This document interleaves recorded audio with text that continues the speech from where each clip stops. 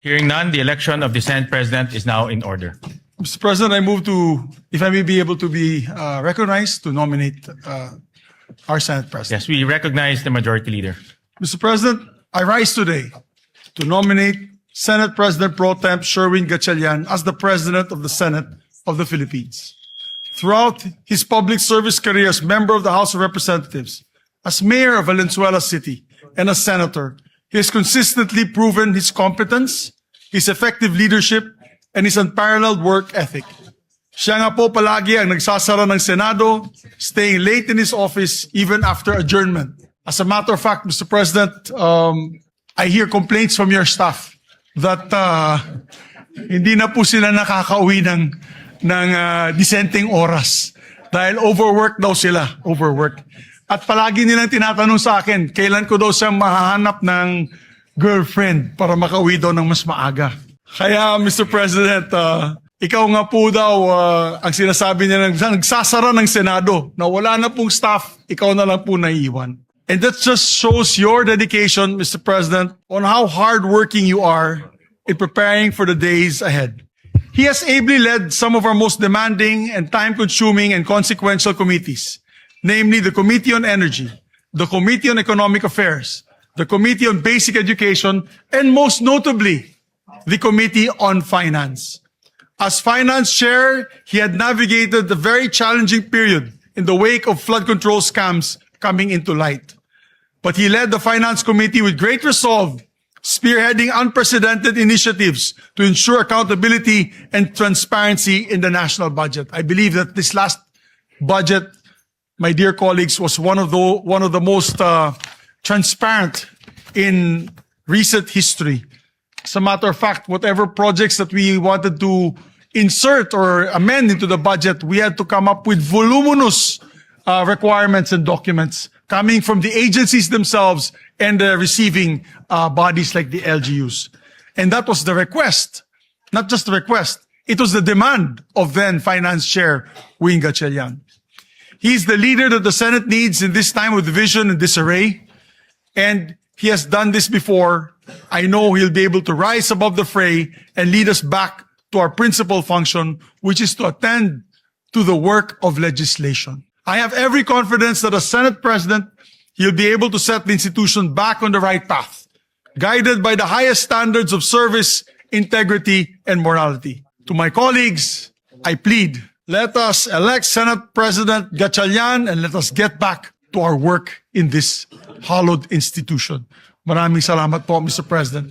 And maybe we don't need to put it to a vote, Mr. President. Maybe we can do it by acclamation, Mr. President. Ayes and nays would be fine. I so move, Mr. President. So, And I move to close. There are no other nominees for Senate President. I move to close the period of nomination. any objection? Hearing none, the nominations are closed. Therefore, Mr. President, we'd Therefore- like to congratulate. Ye, as you said, for, Yes. to vote Ayes and will, nays. as acclamation. All those in favor of Senator Sherwin Gatchalian as Senate President of the Republic of the Philippines, say aye. Aye. All those against, say nay. The ayes have it. Senator Sherwin Gatchalian is declared Senate President of the Republic of the Philippines. Alright mga kababayan, so gawa natin ng reaction video at bigyan natin ng personal opinion itong nangyaring pagpapalit ng liderato muli dito sa Senado, no? At ngayong araw nga mga kababayan ay nagkaroon ng special session dyan sa Senado kung saan umatin po dyan, no? Ang dating nasa kampo ni Senator Alan Peter Cayetano na si Senator Joel Villanueva, no? Na siya ay lumipat, no? Dito sa nagpapakilalang majority noon na ngayon ay legitimate na silang majority dahil nasa 13 na nga po yung bilang nila. So ngayong araw po mga kababayan ay nagproklama na po ng bagong Senate President dyan sa Senado at si Win Gatchalian po mga kababayan yung kanilang itinalaga bilang Senate President ng Senado. Samantala mga kababayan, siguro mga isang oras bago mag-umpisa yung special session, no, na etong si Senator Alan Peter Cayetano ay nagbitiw sa kanyang pwesto bilang Senate President, no? At alam niya naman na kasi mga kababayan na kapag ka nag-13 na yung kabilang bakod ay magagawa na nila yung lehitimong pagpapalit o pagkakaroon ng quorum at pagpapalit nga ng mga liderato, no. So isa na nga dyan sa matatamaan mga kababayan itong flood control, no, itong Blue Ribbon Committee kung saan syempre hindi na dyan ma-appoint si Senadora Pia Cayetano or siguro mapapalitan din siya eventually after mangyari nga itong pagpapalit sa liderato. At hindi na natin alam kung ipagpapatuloy pa ba itong investigasyon sa flood control na nasimulan sana, no, ni Senator Alan Peter Cayetano. Kung maalala ninyo mga kababayan, nung nakaraan na si Tito Soto pa yung Senate President, mapapansin na ninyo na doon pa lang na isinagawa nilang flood control scandal ay binigyan lang tayo nung bahagya lamang ng kumbaga partial report or kung ano yung nalalaman nila tungkol sa flood control na hindi na ibinigay yung kabuuang kasagutan sa taong bayan. So nasabi nga din daw ni Senator Ping Lacson noon na wala naman siya nakikitang mastermind. So imagine that mga kababayan. Pero ngayon na inilabas ng mga testigo, no, bukod pa sa 18 Marines, dun sa mga bagong surpresang dumating nung time sana, no, parang kailan ba yun, nung 16, no, na magkakaroon sana ng muling pagdinig ng Blue Ribbon hearing sa EDSA, kaya lamang ito ay hindi natuloy at nauwi na lamang po sa parang press con na lang po ang nangyari mga kababayan, ko saan andun po si Attorney Levy Balikod na tumatayong abogado ng 18 ex-Marines at si Mike Defensor, no, na nandun din upang magkaroon ng talakayan patungkol dito sa pagdi-deliver ng di umano'y mali-malitang pera, which is pinakita yung mga ebidensya, pinakita yung mga pictures na kasama nga yung ilan sa mga napangalanang nakatanggap ng mga mali-malitang pera, no, na di umano'y dineliver daw nila doon sa mga taong ito. So imagine mga kababayan, no, yung sinasabi ni Ping Lacson na hindi nag-a-align sa mga lumalabas na impormasyon ngayon na inilalabas ng mga nag-iimbestiga. And one thing mga kababayan na napansin natin na dito sa Blue Ribbon ni Senator Alan Peter Cayetano ay talagang para sa bayan, no, para sa taong bayan talaga yung hinahanap nilang kasagutan dahil hinahayaan nila na makapagsalita itong mga kababayan natin na nagpipresenta, no, na ilahad yung kanilang mga nalalaman patungkol dito sa pagdi-deliver ng di umano'y mali-malitang pera sa mga tao sa gobyerno. So dito naman sa kabila, ang iniimbestagahan naman is yung mga taong nagsasabi na sila ay may kinalaman o sila ay may personal knowledge dun sa pagdi-deliver ng mga mali-malitang pera umano, no, na kanilang ibinibigay sa mga opisyales o mga taong gobyerno. So imagine that yung magkaibang tinututukan ng Blue Ribbon sa kabila at Blue Ribbon na nakita natin na pinangunahan ni SP Senate President, no, Senator Alan Peter Cayetano, na ito binibigyan ng pagkakataon na maglahad para doon sa lahat ng mga gustong magsalita. Samantalang itong mga nasa kabila na sinabi na nagpakilala na Blue Ribbon Committee Chairman na si Erwin Tulfo noon doon sa kabilang kampo nila na hindi valid or nagsisinungaling. Sabi nga din ni Tulfo, 'di ba? Sinungaling itong mga mga nagpapakilalang 18 ex-Marines at nakakainsulto pa na sabihin niyang ito ay mga kargador at hindi parang kumbaga hindi mo na i-address na sila ay mga ex-Marines. So although hindi mo naman talaga masasabi mga kababayan yung pinagdadaanan nitong 18 ex-Marines, no, na yung iba pala kasi sa kanilang mga kababayan may Marines tapos parang may narinig ata kung AFP ba yun? I'm not sure if it's correct, no, correct me if I'm wrong. Pero ganun pa man, sila pa rin ay naging parte ng serbisyo o nagbigay pa rin sila ng serbisyo sa ating bansa na kahit sabihin mong sila ay ex-Marines na or ex-government employee, sila pa rin ay nagbigay at nag-alay ng kanilang buhay nung panahon na sila ay nasa serbisyo. Kaya deserve lang naman nila at dapat lang naman talagang tawagin silang ganun, 'di ba? Kung ano ka naman talaga, retired army, retired Marine, retired AFP, 'di ba? O kung ikaw ay naging ex-marine. So it's okay no natawagin ka Marines kasi once in your lifetime naging marine ka naman talaga.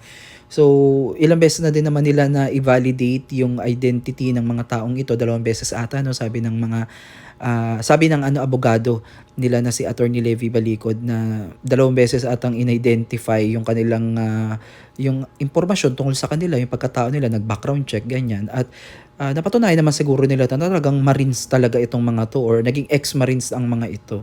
No? So, dito sa nangyaring pagpapalitan naman ng liderato dito sa Senado mga kababayan ay pagpapahirap na naman to na malaman natin ang tunay na kasagutan no sa nangyaring malawakang pagnanakaw sa Kaban ng Bayan. So imagine mga kababayan no ginawa lang itong special session di umano no marami nagsasabi na ginawa lang itong special session na to para magkaroon sila ng 13 para tuluyang mabago no at mapatalsik itong si SP Cayetano. Yan ay usap-usapan lang mga kababayan at hindi naman natin yan mapanghawakan kung talagang yan talaga yung kanilang paraan. Pero syempre hindi mo na maka-question in legality yung kanilang ginawang quorum kasi 13 na po sila.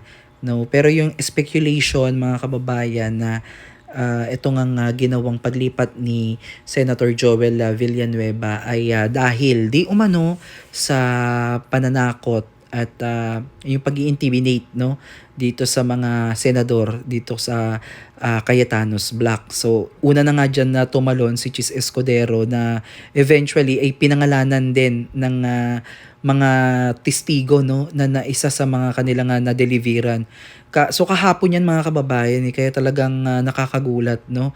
At itong si Joel Villanueva ay sumakabilang bakod at hindi natin alam kung ano yung kanyang pinangahawakan. Pero dito nyo makikita mga kababayan na kung sakali man no personal na interest no yung kanilang isinusulong hindi yung para sa mamamayan. Kasi pag ito yung Blue Ribbon Committee hindi ipinagpatuloy ang nasimulan nila Senator Dante Marcoleta at hindi binigyan ng pagkakataon na makapagsalita itong ex-Marines at may mga future pa na gustong magsalita alam na natin yan no na talagang isang malaking cover up talaga ang mangyayari pagdating dito.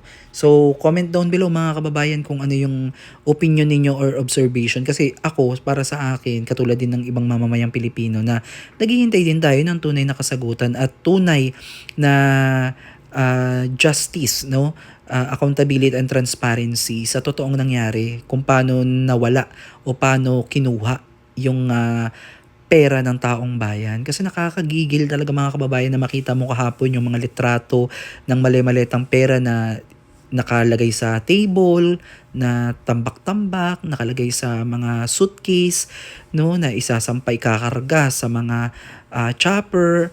So, nakakalungkot kasi napakaraming tao ang naghihirap, ang daming tao ang nagugutom.